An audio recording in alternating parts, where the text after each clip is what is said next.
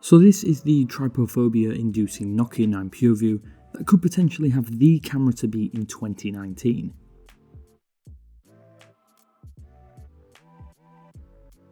Let's get the bad news about this device out of the way first. Whilst it is the flagship Nokia device, it doesn't actually have the latest Snapdragon chipset.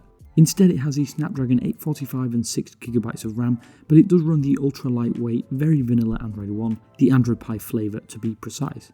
Day-to-day performance and operation should be as slick as it is on the Pixel 3 at the very least, or potentially better thanks to that extra RAM overhead. In terms of the design, yes, there is a sizable forehead and chin on this handset, no edge-to-edge display if you see that as a negative. I don't personally have massive issues as the OLED QHD display does look good and it has great viewing angles. You do also get an in-display fingerprint reader on the Nokia 9 II, which I found was a little bit hit and miss to be completely honest with you. The registration was quick, but I found that sometimes I couldn't actually get the phone to activate my fingerprint.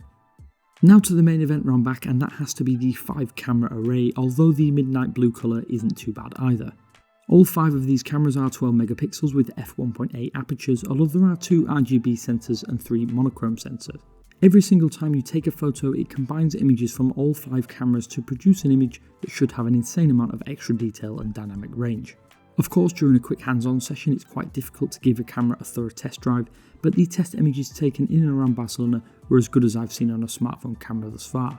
When in the camera application, the modes and extras are great for those wanting to experiment with their photography, and the extra inclusion of a time-of-flight camera means potentially even better and bokeh depth effects for your photos.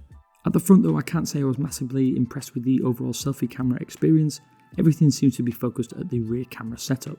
Overall, the Nokia 9 PureView looks set to be an impressive device even without having the latest internals. Of course, we'll delve further into all aspects of the Nokia 9 PureView come the full review, so remember to subscribe to see that when it drops on the channel. This is Damien from 95 Google saying thanks again for watching this quick hands-on, and I will speak to you later.